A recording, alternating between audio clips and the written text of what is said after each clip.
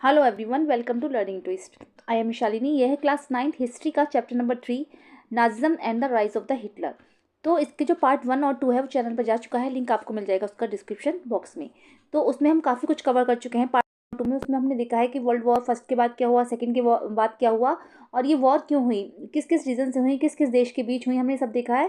ठीक है, तो हमने वहाँ पर इसमें ये भी देखा था कि जर्मनी की हालत जो है बहुत ज़्यादा ख़राब हो गई थी। जर्मनी में कैसे भुखमरी फैल गई थी, देश में दुनिया में अकाल पड़ गया था, और क्या क्या हुआ था, ये सब उसमें है। ठीक है, अगर आपको जानना है तो आप चैनल पर जाइएगा, लिंक आपको मिल जाएगा डिस्क्रिप्शन बॉक्स में। अब हम इसमें ये देखेंगे कि जर्मनी की जो सत्ता को हासिल करने के लिए, जब जर्मनी में इतनी बुरी हालत थी, बहुत बेकार हालत हो गई थी वहाँ पर, तो ऐसे कोई ना कोई तो आता है भाई इन अत्याचारों से मुक्ति दिलाने के लिए। तो ऐसे ही हिटलर का जन्म हुआ था। ठीक है, तो हिटलर्स राइज टू पावर। अब देखेंगे हिटलर का जन्म कैसे हुआ था, हिटलर कैसे सत्ता में आया, हिटलर ने क्या क्या किया, इस पार्ट में हम ये जानेंगे। चलिए इसको शुरू कर लेते हैं। This crisis in the economy, polity and society form the background to Hitler's rise to power, born in 1889 in Austria. तो क्या था कि जैसे जैसे जब ये वर्ल्ड वॉर हुई थी ना, तो देश की हालत बहुत ज़्यादा ख़राब हो गई थी जर्मनी की। तो उसकी आर्थिक, राजनीतिक और सामाजिक स्थिति जो थी बहुत ज़्यादा ख़राब हो चली थी। तो तब जो है हिटलर का जन्म हुआ था। हिटलर जो था ऑस्ट्रिया में 1889 को जन्मा था। Hitler spent his youth in poverty. Hitler ने अपनी जो सारी जवानी जो थी, अपनी जो थी, सब गरीबी में गुजारी थी। When the first world war broke out, जब क्या था, जब फर्स्ट वर्ल्ड वॉर हुई उसके बाद क्या हुआ, ही एनरोल्ड फॉर द आर्मी। तो वो क्या था, वो आर्मी में सेलेक्ट हो गया। Acted as a messenger in the front, become a corporal and earn medals for bravery. वो क्या करता था उसमें, आर्मी में जो था, हिटलर जो था मैसेंजर का काम करता था। वो एक स्थान से दूसरे स्थान पर मैसेज लेकर जाता था। एंड उसको जो है इस बहादुरी के लिए बहुत सारे मेडल्स भी दिए गए थे। The German defeat horrified him and the Versailles treaty made him furious in 1999। He joined a small group called the German workers party. तो क्या था, जब जर्मन की हार हुई थी, जर्मनी बहुत बुरी तरीके से हार गई थी, मतलब बहुत भयानक रूप से हार गई थी। और जो आपको पता है ना कि जो थी व्यामा रिपब्लिक जो थी जर्मन की सरकार, एक तो उसकी वजह से, और जो वर्साइल की संधि हुई थी उस वजह से जो थी जर्मन बहुत बुरी तरीके से हार गई थी। तो क्या हुआ था, 1999 में उसने जो है एक स्मॉल ग्रुप को ज्वाइन कर लिया था। जर्मन वर्कर्स की एक पार्टी थी, हिटलर ने बनाई थी वो, उसने उसको ज्वाइन कर लिया था।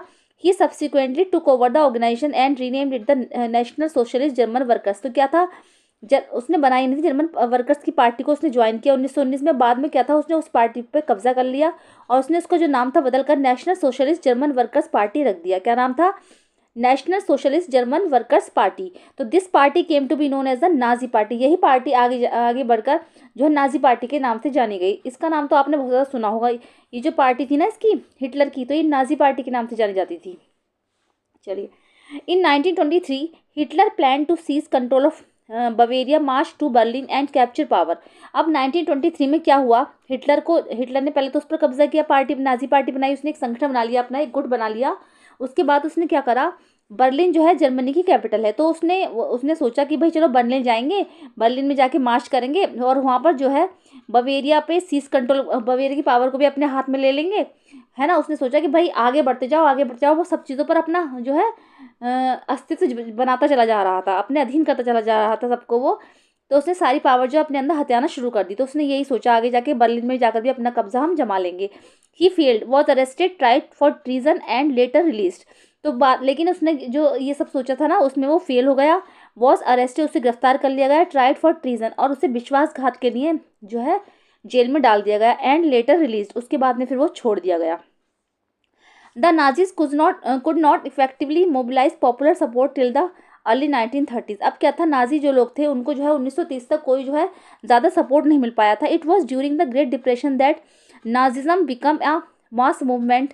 ये जो है बहुत ज़्यादा ग्रेट डिप्रेशन का समय चल रहा था, है ना, मतलब बहुत ज़्यादा मंदी का समय चल रहा था, देश में बहुत ज़्यादा गरीबी फैल रही थी जब ये जो नाजी जो थे सत्ता में आए। मतलब जो नाजी को जो लोगों ने पहचाना, नाजियों ने अपना संगठन बनाया, तो ये बहुत ज़्यादा ग्रेट डिप्रेशन का टाइम था।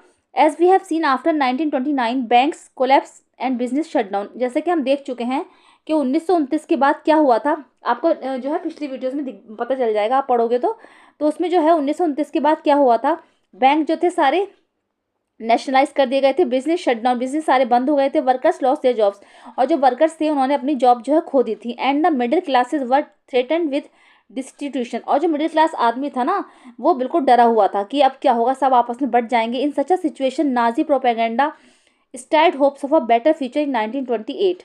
इन सच अ सिचुएशन, तो ऐसी सिचुएशन में जो नाजी प्रोपेगेंडा फैलाया गया। प्रोपेगेंडा क्या होता है? प्रोपेगेंडा एक ऐसा वो होता है, जैसे कि मान लीजिए, जैसे कोई न्यूज़पेपर है या फिर कोई मैगजीन है, कुछ जैसे ऐड वगैरह आ रहे हैं टीवी में, या किसी भी चीज़ के माध्यम से जनता को भटकाना, मतलब जनता को ऐसी ऐसी चीज़ें दिखाई जाएं लोगों को, कि लोगों को लगे कि हाँ वाकई में ये सच है, मतलब लोगों को उस पर विश्वास होने लगे। तो ऐसा प्रोपेगेंडा फैलाया गया था कि नाजी पार्टी के अलावा कोई हमारी रक्षा नहीं कर सकता, नाजी पार्टी ही दुनिया में बेस्ट है, कि हमें नाजियों का साथ देना ही होगा।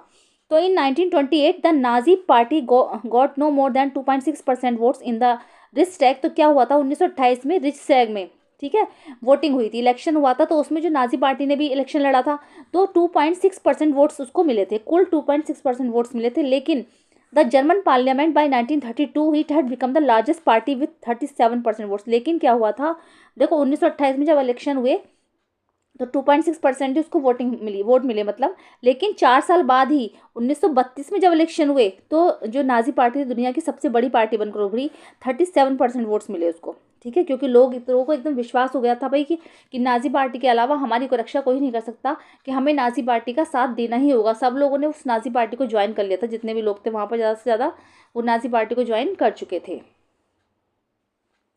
Hitler was a powerful speaker. तो हिटलर क्या था, एक बहुत जो है ताकतवर जो है वक्ता था, मतलब वक्ता मतलब हाँ बोलने वाला था, स्पीकर बहुत अच्छा था वो, क्योंकि वो जब बोलता था ना हिटलर, तो अच्छे अच्छे के पसीने छूट जाते थे जब वो बोलता था ना, तो लोग उसे खड़े के खड़े सुनते ही रह जाते थे, इतना आकर्षक बोलता था वो, आकर्षक बोलता था।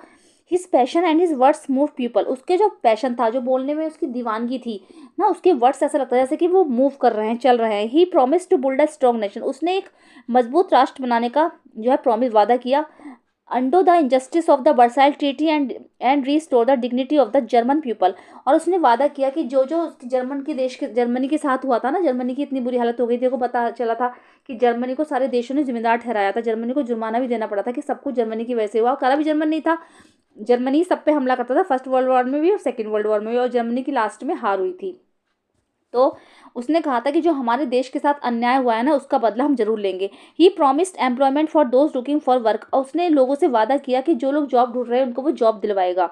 And a secure future for the youth. उसने वादा किया कि वो यूथ का एक फ्यूचर जो है सिक्योर करेगा, उनके भविष्य के लिए काम करेगा। He promise to weed out all foreign influences and resist all foreign conspiracies against Germany. उसने वादा किया कि जो जो देशों ने जिस जिस देश ने जो है जर्मनी के खिलाफ षड्यंत्र रचे थे ना, उन सबसे वो बदला लेगा। कॉन्स्पिरेसीज मीन्स होता है षड्यंत्र।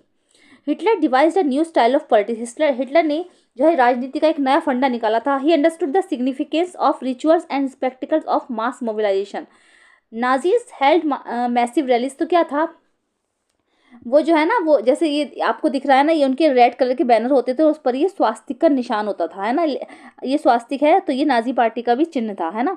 तो क्या था, नाजी जो थे वो बड़ी बड़ी रैलियां निकालते थे, और इतनी बड़ी बड़ी रैलियां निकालते थे सारे मिलकर, कि वो मतलब एक तरीके से वो हिटलर को सपोर्ट कर रहे थे, जैसे कि लोग देखें तो कहेंगे हाँ भाई बहुत ज़्यादा ताकतवर पार्टी है ये तो, कि हमें तो इसका साथ देना चाहिए। तो जो जो उस पार्टी को देखता था, उनकी रैलीज को देखता था, वो सब उनकी रैलीज के साथ चल देते थे कि भाई हमें भी इस पार्टी का साथ देना है, कि अब यही पार्टी जो है हमारे देश का भविष्य सुधार सकती है। And public meetings to democratic the support for Hitler and instil a sense of unity among the people. देखो वही है ना, तो मतलब वो इतनी बड़ी बड़ी रैलीज निकालते थे कि हिटलर को सपोर्ट करने के लिए, है ना, कि जिससे लोगों में लगे कि हाँ भाई इनमें बहुत ज़्यादा यूनिटी है, तो लोग सब उनका साथ देने के तैयार हो जाते थे। The red banners with the swastika. तो उनके जो निशान था वो लाल झंडे पे स्वास्तिक बना होता था, the Nazi salute. And the ritualized rounds of Apollos after the speeches were all part of this spectacle of power। और क्या था, जब वो इस नाजी पार्टी की जब रैली निकलती थी बड़ी बड़ी, तो क्या था, कुछ ही समय में क्या हुआ था, ये जो हिटलर था एक देश की बहुत बड़ी जो है ताकत बन के उभरा, है ना, बहुत बड़ी ताकत के रूप में उभरा। स्पेक्टिकल ऑफ पावर का मतलब है बहुत ही बड़ी ताकत के रूप में उभरा, मतलब इसकी जो ताकत थी वो चरम सीमा पर पहुंच गई थी। लोगों को विश्वास हो गया था कि भाई यही हमारे देश का मसीहा है। तो स्पेक्टिकल ऑफ पावर मीन्स अपनी पावर दिखाना भी हो सकता है। आप इस तरीके से बोल सकते हो कि उसने मतलब नाजी पार्टी ने जो है अपनी पावर बिल्कुल दिखा दी थी लोगों को कि हाँ भाई हम ही कुछ हैं। तो लोगों को विश्वास होने लगा था कि हाँ भाई यही हमारे देश का मसीहा है, यही हमारे देश को गरीबी से मुक्त कर सकता है, हमारे देश पे जो अत्याचार हुए हैं उनको ये ठीक कर सकता है। Okay. Nazi propaganda skilfully projected Hitler as a messiah. A saviour as someone who had arrive to deliver people from this distress. तो लोगों को लगता था कि जो ये नाजी प्रोपेगेंडा फैला ना, ये प्रोपेगेंडा फैलाया गया कि हिटलर हमारे देश का मसीहा है, कि वही हमारी रक्षा कर सकता है। As someone who had arrive to deliver people from their distress, वो लोगों को उनके डिस्ट्रेस से निकाल सकता है। It is an image that captured the imagination of a people whose sense of dignity and pride had been shattered and who were living in a time of acute economic and political crisis. तो वो लोगों की आंखों में ऐसे छा गया था बिल्कुल। मतलब लोगों की कल्पनाओं में वो ऐसे समाया हुआ था कि हिटलर ही सब कुछ कर सकता है, कि ये देश, हमारे देश को इकोनॉमिक एंड पॉलिटिकल क्राइसिस से बचाएगा। मतलब हमारे देश में जो आर्थिक और राजनीतिक स्थितियां बनी है ना, कि देश में गरीबी फैल गई है, और जब वीमार रिपब्लिक बनी थी उसकी वजह से जो है सब कुछ भंग हो गया था, सब कुछ बेकार हो गया था। उसने सोचा था कि लोग वहाँ के सोचते थे कि यही हमें इस चीज़ से बाहर निकालेगा। अब सेकंड टॉपिक आता है द डिस्ट्रक्शन ऑफ डेमोक्रेसी। उसने, हिटलर ने जो है डेमोक्रेसी को किस तरीके से ख़त्म किया, ये देखेंगे हम। ऑन 30 जनवरी 1933, ठीक है, तो president Hindenburg offered the chancellorship, the highest position in the cabinet of ministers, to Hitler. तो क्या था, जैसे भी हमारे होते हैं ना पीएम सीएम हाईएस्ट पोजीशन पर माने जाते हैं, तो ऐसे ही वहाँ पर जो है चांसलरशिप की जो पोजीशन होती है वो हाईएस्ट पोजीशन मानी जाती है। तो वहाँ का जो प्रेसिडेंट था हिंडनबर्ग, उन्होंने उसको, हिटलर को, एक हाईएस्ट पोजीशन जो है चांसलरशिप की जो है ऑफर की। By now the Nazis had manage to rally the conservative the their cause having acquired power. अब क्या थे, नाजीज के पास, नाजीज जो है ना जगह जगह रैली निकाल रहे थे क्योंकि उनके पास बहुत ज़्यादा पावर थी। Hitler set out to dismantle the structure of democratic rule. Hitler चाहता था कि जो डेमोक्रेटिक इसका रूल्स का जो हमारे यहाँ स्ट्रक्चर बना हुआ है जर्मनी में, उसको हम डिसमेंटल कर दें, उसको मतलब वो उखाड़ फेंकना चाहता था।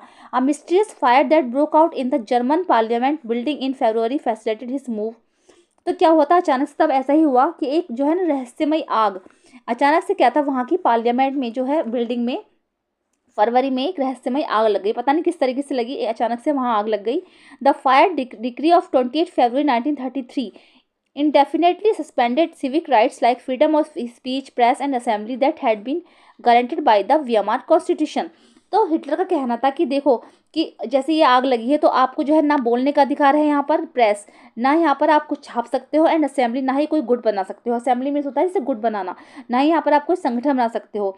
तो जैसे कि व्यमार रिपब्लिक जब बनी थी ना, व्यमार रिपब्लिक में हुआ था। Then he turn on his enemies the communist, most of whom were horrified hardly packed off the newly established concentration camps।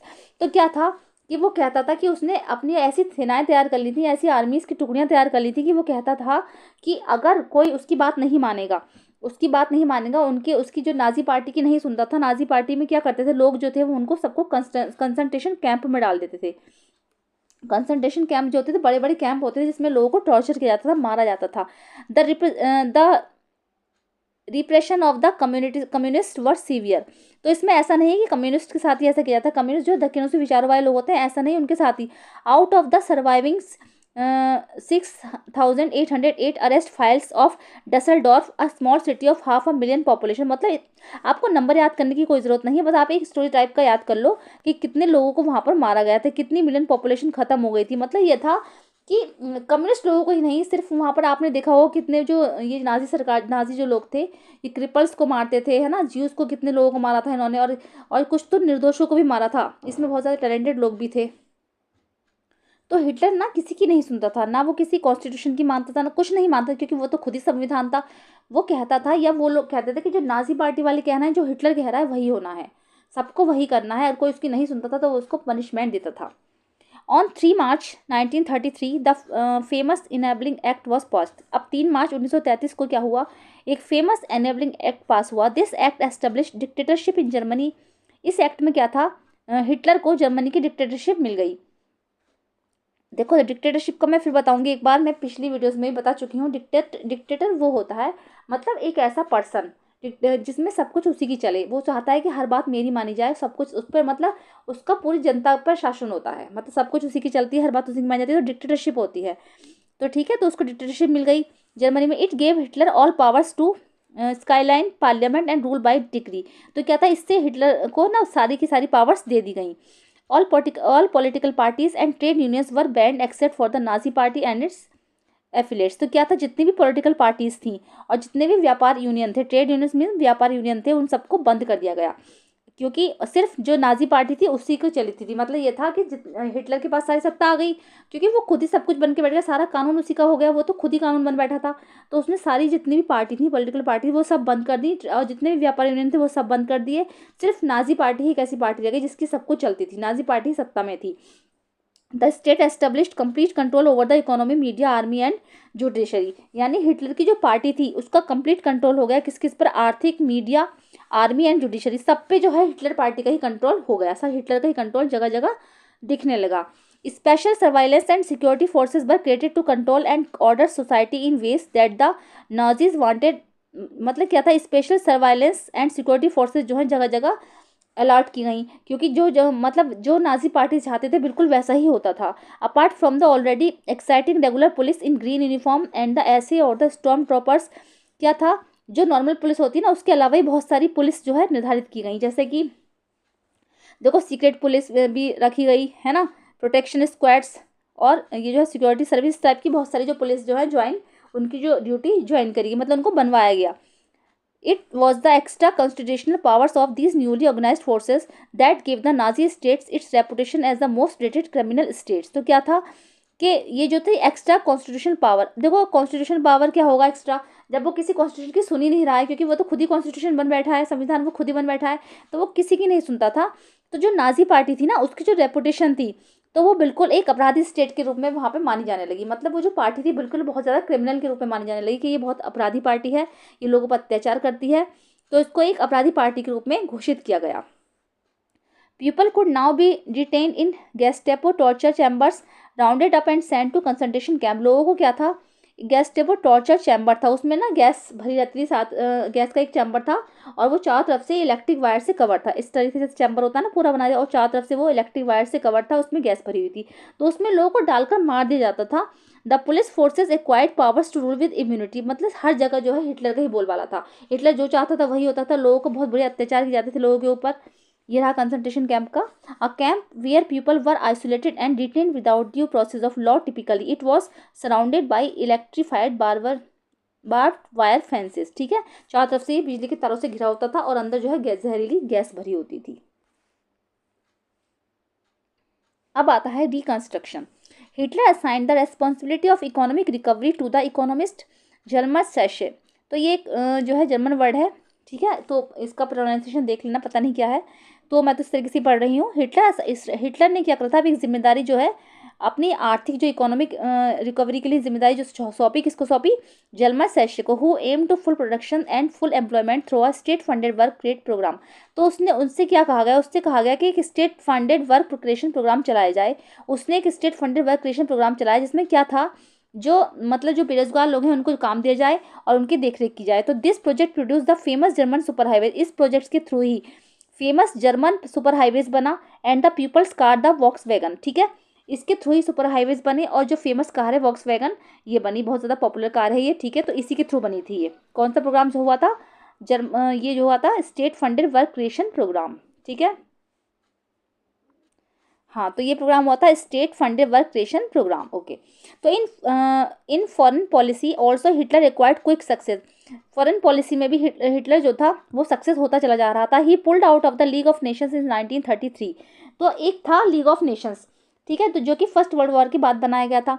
तो हिटलर ने ये भी ज्वाइन कर रखा था, लेकिन क्या करा था हिटलर ने, बाद में जो है हिटलर इससे निकल गया था, उससे वो बाहर हो गया था, क्योंकि इसमें बहुत सारे ग्रुप्स और बहुत सारे देश शामिल थे, है ना, मैनी कंट्रीज और मैनी ग्रुप्स शामिल थे इसमें, किसमें, लीग ऑफ नेशंस में। तो हिटलर जो है करता था, लेकिन 1933 आते आते हिटलर ने जो है इसमें से आउट हो गया था, वो हिटलर उसने मना कर दिया था करने के लिए।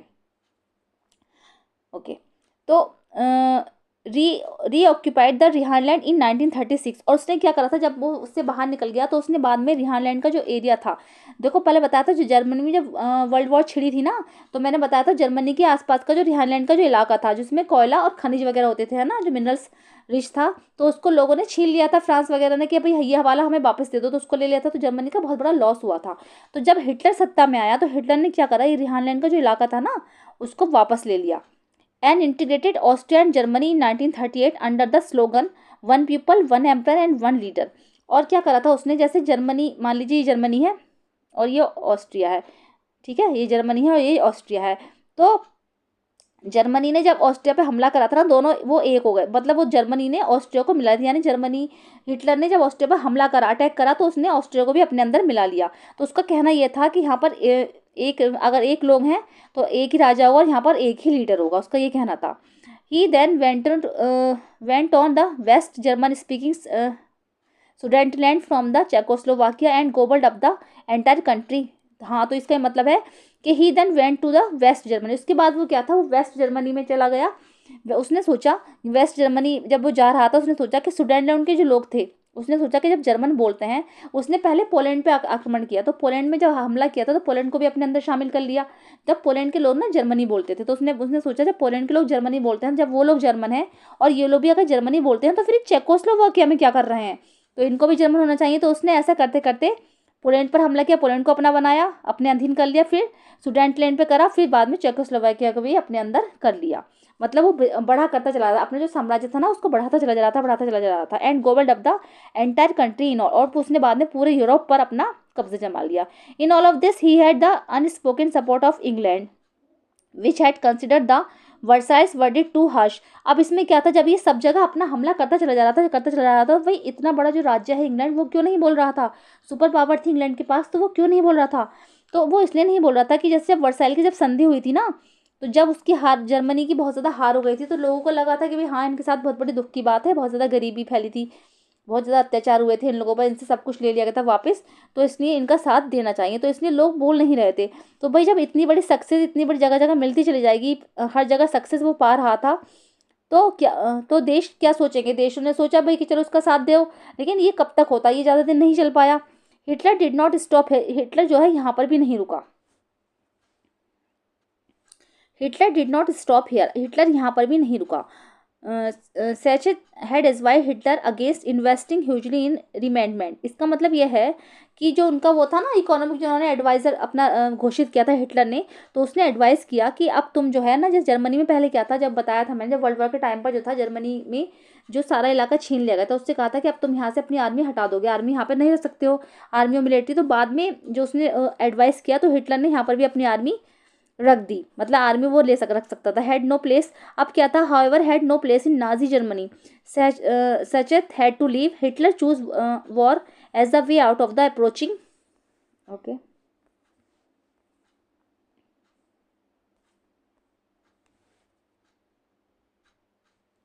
Economic crisis. तो जो देश में आर्थिक क्राइसिस हो रहे थे ना, उससे बचने के लिए, उससे निपटने के लिए हिटलर ने जगह जगह जो है अपनी आर्मी रख दी। Resources were to be accumulated through expansion of territory. अब जब ये सब जगह बढ़ाता चला जाता, उसने सोचा कि भाई जब इतनी सारी जो वर्ल्ड वॉर हुई थी है ना, लड़ाई झगड़े, तो उसमें देश का नुकसान भी बहुत ज़्यादा हुआ था, रिसोर्सेज बहुत ज़्यादा कम हो गए थे, खत्म हो गए थे। तो रिसोर्सेज को बढ़ाने के लिए उसने सोचा कि अब अपनी टेरिटरी भी बढ़ाई जाए, मतलब जो है अपना जो आसपास का इलाका है वो सब बढ़ाया जाए। तो in September 1939 Germany invaded Poland. तो सितंबर 1939 में जर्मनी ने क्या करा था, पोलैंड पर हमला किया। तो पोलैंड को उसने मतलब अपने अधीन कर लिया, मतलब अपने अंदर शामिल कर लिया। जैसे मान लीजिए जर्मनी है, इसके अंदर पोलैंड, इधर किस बराबर में हो गया पोलैंड, तो पोलैंड को लिया उसने। पेन नहीं चल रहा है मेरा, ठीक है। तो उसने क्या करा, फिर पोलैंड को लिया, एक मिनट, इस तरीके से था, जैसे ये ऐसे है ना, पोलैंड हो गया, पोलैंड को लिया फिर उसने, ठीक है। तो फिर क्या था, this started a war with France and England in September 1940। तो बाद में क्या हुआ था, जब वो आता जा रहा था, आता जा रहा था, उसने सब चीज़ पे हमला कर लिया था। भाई देखो बहुत सारे देशों ने अपने कब्जे में कर लिया था, देखो सुडेक्टालैंड कर लिया था, चेकोस्लोवाकिया कर लिया था, वो सबके अपने अंदर मिलाते था। फिर पोलैंड को भी उसने अपने अंदर कर लिया। तो फ्रांस और इंग्लैंड को लगा भाई कि भाई ये क्या हो रहा है, ये तो देश की बर्बादी कर देगा, ऐसे ऐसे तो ये सबको अपने अधीन कर लेगा। तो उन्होंने फिर फ्रांस और इंग्लैंड ने क्या कहा था, वॉर छेड़ दी, फिर फ्रांस और इंग्लैंड ने छेड़ दी, ठीक है। फिर a tripartite pact was sign between Germany, Italy and Japan. अब देखिए ट्राइपाइट एक्ट क्या होता है, ये आएगा आपके क्वेश्चन, अगर 1 नंबर का क्वेश्चन आएगा कि ट्राइपाइट पैक्ट क्या था और किस किस देश के बीच छेड़ा गया, तो ये जर्मनी, इटली और जापान के बीच में छेड़ा गया, ठीक है। जर्मनी, इटली और जापान के बीच में छेड़ा, मतलब बनाया गया था एक्ट, सॉरी छेड़ा नहीं, बनाया गया था ट्राइपाइट पैक्ट। तो ये जर्मनी, इटली और जापान के, इसमें 3 देश शामिल थे। इसमें ये मतलब था कि मान लीजिए अगर जर्मनी पर कोई अटैक करेगा, तो वो इटली और जापान पर भी अटैक माना जाएगा, ठीक है। क्या जर्मनी पर अगर कोई अटैक करता है तो वो इटली और जापान पर भी माना जाएगा। और अगर जर्मनी कहीं लड़ाई लड़ने जाता है, जंग करता है, तो इटली और जापान भी उसका साथ देंगे, यानी कि जो देश थे तीनों एक साथ थे। देखो वर्ल्ड वॉर में बताया गया था कि 3 देश आपस में एक साथ लड़ रहे थे ना, तो Germany plus Italy plus Japan, ये तीनों देश जो थे वो एक साथ लड़ रहे थे। Stephanie Hitler's claim to international power, इस वजह से क्या था, हिटलर की जो पावर थी इंटरनेशनल लेवल पर बहुत ज़्यादा बढ़ गई थी। Puppet regime supportive of Nazi Germany were installed in a large part of Europe. अब यूरोप के बहुत बड़े पार्ट में क्या था, पपेट रिजाइम्स होता है, जैसे मान लीजिए कि जैसे जो जो इलाका वो जीता चला जा रहा था ना हिटलर, जहाँ जहाँ जैसे मान लीजिए इधर जीता, इधर जहाँ जहाँ वो जीता चला जा रहा था, तो वहाँ पर भी एक ऐसे पर्सन को रख देगा जैसे कि जो उसी की बात मानेगा, ठीक है, जो उसी के अधीन होगा, उसी की बात मानेगा, तो इसको बोलते हैं पपेट रिजाइम। तो पपेट रिजाइम से क्या था, नाजी जो लोग थे उनको बहुत ज़्यादा सपोर्ट मिला, है ना, तो और जो बहुत बड़े पार्ट में यूरोप का, उस यूरोप के बहुत बड़े पार्ट में नाजी का कब्जा हो गया। By the end of 1940 Hitler was at the pinnacle of this power, और 1940 के अंत में, 1940 आते आते हिटलर जो था एक पिनेकल ऑफ हिस पावर, मतलब एक बहुत बड़ी पावर के रूप में हो रहा दुनिया में, उसका मतलब बोलबाला हो गया, बहुत लोग उसको बहुत बड़ी शक्ति के रूप में मानने लगे। Hitler now move to achieve his long term aim of conquering eastern Europe. अब हिटलर का जो बहुत बड़ा सपना था कि पूरे जो यूरोप पर उसका कब्जा होना चाहिए, तो वो जो है जीतता चला जा रहा था। He wanted to ensure food supplies and living space for German. अब वो क्या करना चाहता था, वो चाहता था कि हमारे जो जर्मनी ना बहुत छोटा होकर रह गया था, तो उसने सोचा था कि अब वो हमारे जर्मन में जो लोग रहने वाले हैं उनको लिविंग स्पेस मिले, अच्छे से उनको रहने की जगह मिले, इसलिए वो आगे की जितनी भी जगह थी उनको जीतता चला जा रहा था, देश को बढ़ाता चला जा रहा था जीत जीत के। He attacked the Soviet Union in June 1941. तो in this historic blunder, Hitler exposed the German Western Front in British aerial bombing and the Eastern Front to the powerful Soviet armies. तो क्या था, जब वो जीतता चला जा रहा था तो उसने फिर क्या करा कि उसने सोवियत यूनियन पर अटैक किया, है ना, सोवियत यूनियन जो कि अब रशिया है, तो उस पर उसने अटैक किया। तो पहले तो वो जब जीता चला जा रहा, फिर लास्ट में जब वो यूके के पास पहुंचा ना, तो उसने उसको हरा दिया। यही उसकी सबसे बड़ी हिस्टोरिक ब्लंडर था। हिस्टोरिक ब्लंडर का मतलब हो गया बहुत बड़ी मिस्टेक थी उसकी ये, कि अगर जब वो यहाँ पर आया ना हराने के लिए, तो वो यहाँ का यहीं फंस कर रह गया, क्योंकि सबको तो वो जीतता चला जा रहा था, लेकिन उसने जब सोवियत यूनियन पर हमला किया, रशिया तो इतना बड़ा देश है, तो वो यहीं से यहीं पर अटक कर रह गया और हार गया, ठीक है। The Soviet Red Army inflicted a crushing and humiliating defeat on Germany at Stalingrad. और सोवियत रेड आर्मी जो थी ह्यूमिलेट हो गई, और जर्मनी की बहुत बड़ी हार हुई, कहाँ पर, स्टेलिनग्राड में।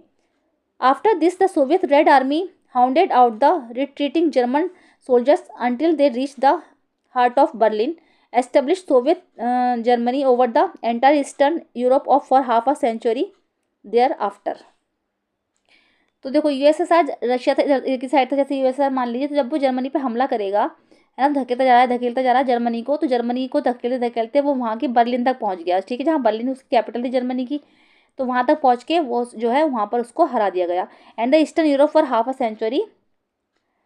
सेंचुरी देर आफ्टर, ठीक है, तो बाद में उसको हरा दिया गया। जर्मनी ये देखो ऐसे करके ले लेंगे आप, जैसे जर्मनी है, मान लीजिए जर्मनी ये है, इधर की साइड जो है ईस्टर्न है इधर, और जो वेस्ट में पड़ता है इंग्लैंड, है ना, इंग्लैंड पड़ता है वेस्ट में, ठीक है। तो जर्मनी और ईस्टर्न में तो यूएसआर ने जब हमला किया इसके ऊपर, तो जर्मनी को धकेलते धकेलते बर्लिन में पहुंचा दिया, और बर्लिन जो उसकी कैपिटल है, तो वहां जाकर उसकी जो हार हो गई, ठीक है। इस तरीके से मैं समझा दिया आपको। अब देखेंगे आगे। Meanwhile, the USA had resisted involvement in the war. It was unwilling to once again face all the economic problems that the first world war had cost. क्या था, यूएसए जो था इस लड़ाई में हिस्सा नहीं लेना चाहता था, बिल्कुल हिस्सा नहीं लेना चाहता था, क्योंकि फर्स्ट वर्ल्ड वॉर के टाइम पर जो हालत हो गई थी ना देश की, तो वो सोचता था कि अब मैं इस लड़ाई में नहीं कूदूंगा। But it could not stay out of the war for long. लेकिन ये जो बात थी लंबे समय तक नहीं टिक पाई, क्योंकि उसमें कूदना ही पड़ा। Japan was expanding it's power in the, Japan जो था वो अपनी पावर जो है ईस्ट में बढ़ाता चला जा रहा था। देखो मैंने बताया था अभी, जो ट्राइपरी जो एक्ट पास किया था ना, पैक्ट जो हुआ था, किस किस देश के बीच हुआ था, वो इटली, जापान और जर्मनी के बीच हुआ था। तो जापान भी तो लड़ेगा भाई, हमला करेगा, है ना। तो जापान जो था, जापान ने क्या करा, जापान जो अपनी पावर जो था वो ईस्ट में बढ़ाता चला जा रहा था लगातार। तो फिर क्या था, it had occupied French Indo China. उसने क्या करा था, पहले जो है चाइना पर हमला किया, है ना, इंडोनेशिया पर हमला किया, इस तरीके से वो हमला करता चला जा रहा था। तो इसमें क्या था, जैसे मान लीजिए इस तरीके से था, है ना, इस तरीके से बना हुआ है। तो यहाँ पर इसमें बहुत जो इंडो चाइना में ना बहुत सारे देश आते हैं, जैसे अब आ गया म्यांमार, थाईलैंड हो गया इधर की साइड, इधर लाओस हो गया, इधर हो गया कंबोडिया, इस तरीके से जो है ना बहुत सारे देश हैं। तो इस पर सब पर फ्रांस का कब्जा था पहले, है ना। तो it had occupied French Indo China and was planning attacks and US naval basis in the Pacific तो उसने बाद में उसने प्लानिंग करी थी कि यूएस की तरफ हमला करेगा और बाद में वो पैसिफिक की तरफ पहुंचा, पैसिफिक ओशन है ना उधर की साइड, तो उधर हमला करेगा वो। When Japan extended support to Hitler and bomb the US base at the Pearl Harbor, जैसे ही जापान जो है अपने आप की जो सीमा था ना वो बढ़ाता चला जा रहा था हिटलर के साथ, और बमबारी जो उसने करी ना, तो US base at Pearl Harbor, जब उसने पर्ल हार्बर पर बॉम्ब गिराया, यूएस के पर्ल हार्बर पर बॉम्ब गिराया, तो the US enter the second war, तब यूएस को सेकेंड वर्ल्ड वॉर में कूदना पड़ा। मतलब यूएस की बिल्कुल इच्छा नहीं थी कि मैं दोबारा इस वर्ल्ड वॉर में, मतलब इस लड़ाई में शामिल होऊंगा, कोई पार्टिसिपेट नहीं करना चाहता था वो। लेकिन जब उसके पर्ल हार्बर पर जब बम विस्फोट किया गया, तो यूएस को इस सेकेंड वर्ल्ड वॉर में कूदना पड़ा। The war ended in may 1945 with Hitler, और जो ये वॉर एंड हुई हिटलर की इस हार के साथ एंड हुई 1945 मई में। ठीक है, मैंने बताया था पिछली वीडियोस में बताया है कि यूएस जो है गेम चेंजर बना है इन दोनों ही वर्ल्ड वॉर में। जब यूएस पहले तो क्या होता था, जो है जर्मनी लगातार जीतती है जीतती है जीतती है, लेकिन जब यूएस इसमें कूदता है इस लड़ाई में, दोनों ही लड़ाइयों में, तो यूएस बाद में जर्मनी की हार होती है दोनों ही बार में। तो देखो यूएस यहाँ पर जब आया लास्ट में 1945 मई में, तो हिटलर की यहाँ पर हार हुई and the US dropping of the atom bomb on Hiroshima in Japan, और यूएस ने जो है बम विस्फोट किए हिरोशिमा। आपको पता है, आज भी आपने सुना होगा, ये सुना जाता है बहुत ज़्यादा, हिरोशिमा नागासाकी पे बम विस्फोट हुआ था और जापान में हुआ था, तो बहुत ज़्यादा जो है वहाँ पर नुकसान हुआ था, है ना। आज भी कहते हैं कि अपंग बच्चे वहाँ पर पैदा होते हैं, तो इस तरीके से हुआ था। तो हिटलर की हार हुई थी, तो यूएस के द्वारा ही हुआ था। From this brief account of what happened in the Second World War, we now return to Helmut and his father's story.